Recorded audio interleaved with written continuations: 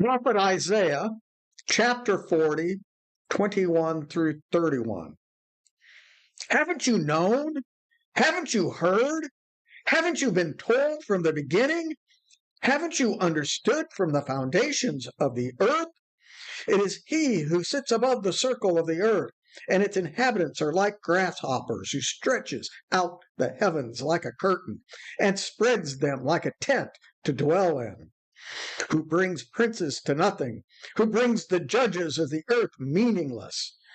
They are planted scarcely, they are sown scarcely. Their stock has scarcely taken root in the ground. He merely blows on them and they wither, and the whirlwind takes them away as stubble. To whom then will we liken me? Who is like my equal, says the Holy One. Lift up your eyes on high and see who has created these, who brings out their army by number. He calls them all by name, by the greatness of his might, and because he is strong in power, not one is lacking. Why do you say Jacob and speak Israel? My way is hidden from the Lord, and the justice due me is disregarded by my God. Haven't you known? Haven't you heard?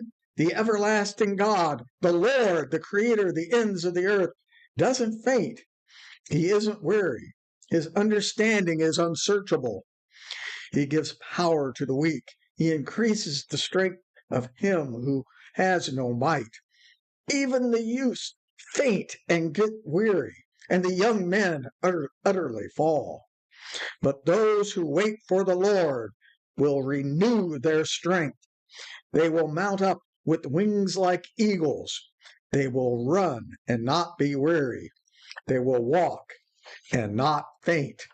The word of the Lord for the people of God. Time to time, the lowly grasshopper population explodes to the point that they become a locust plague. The locusts really are just common everyday grasshoppers that has, for whatever reason, has exploded in population to a devastating event of utter destruction. The last great locust plague here in the United States was in 1874, and it was caused by the lowly Rocky Mountain grasshopper, but whose population suddenly exploded in that year to trillions of individuals. And they devastated farms all along the western side of the Mississippi River. Nebraska, Kansas, Iowa, the Dakotas, all the way up into Canada were devastated. Farms were devastated by the locusts that had exploded.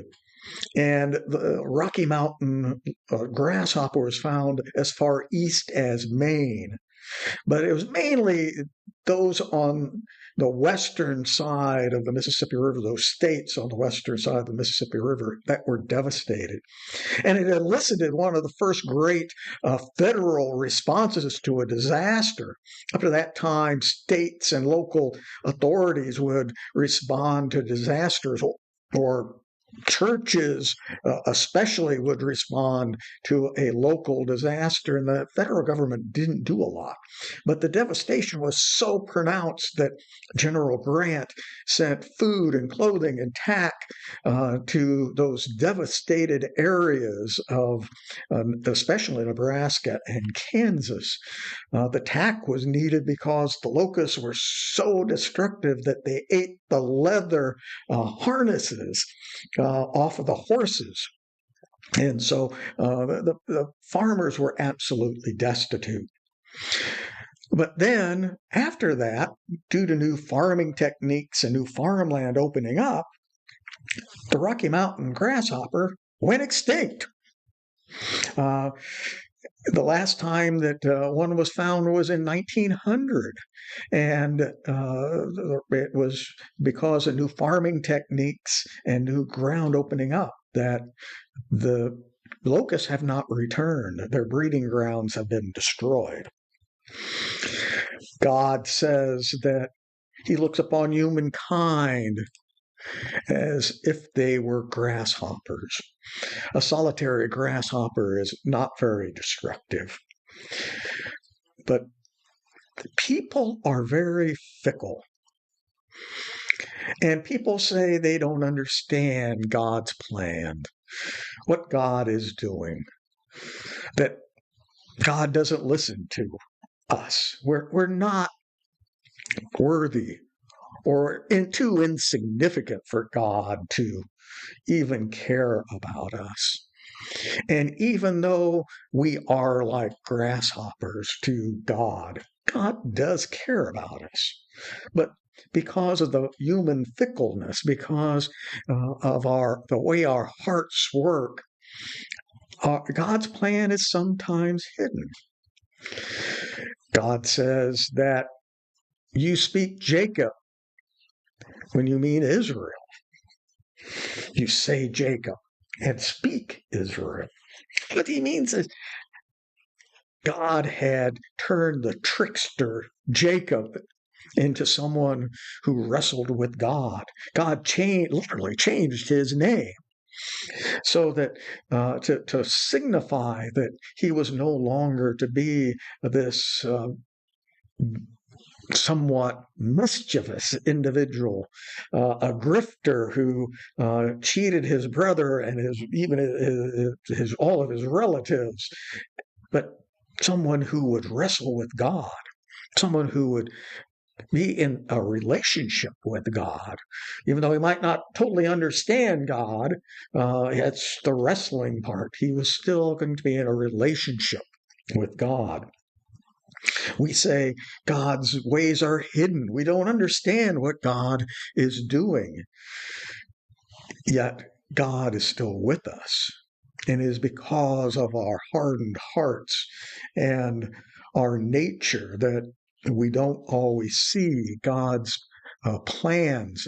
And we see that we believe that we are hidden from God, that we are insignificant like that grasshopper to God. But that's not true.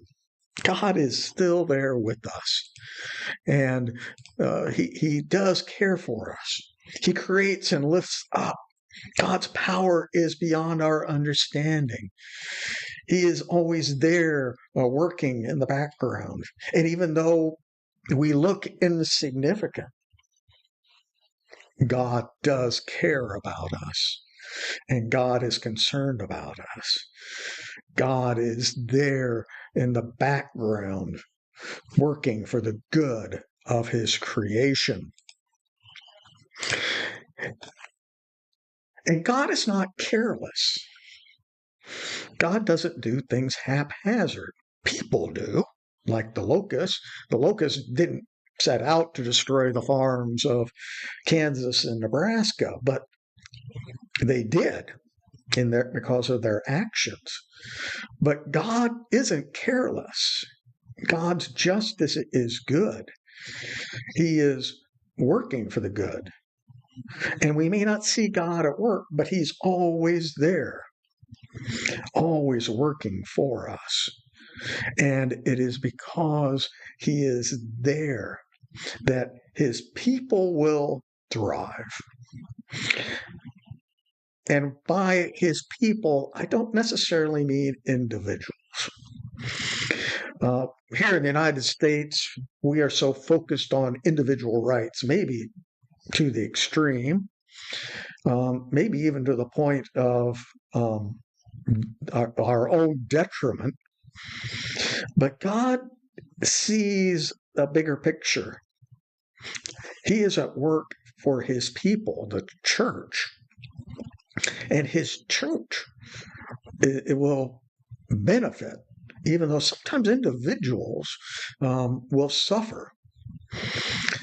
We hear of the martyrs who gave their life for the church and for the church today, for the early church. And there are Christians who risked their lives to serve God. And yet God's work is good, and God's work will continue, and God's justice is good. and his people will be lifted up on wings of eagles. They shall run and not grow weary. They will not faint. And even though sometimes individuals like that small grasshopper might suffer, the group, the church lives on. And we don't see that as fair today, especially here in the United States. As I said, now we look at the individual, but God looks at the bigger picture, not just the individual, but the organization, his whole creation. And God is working for the good of his creation, for his people in general. I don't know where you're at in your relationship with God. Maybe you are running and not growing faint, or you're soaring like eagles, or maybe more like running with the turkeys. Always remember, God is at work for good, and God's power, God's justice is always good. And even though sometimes we go through those valleys, in the end, when we are faithful with God, in the end, we too will be lifted up on wings like eagles.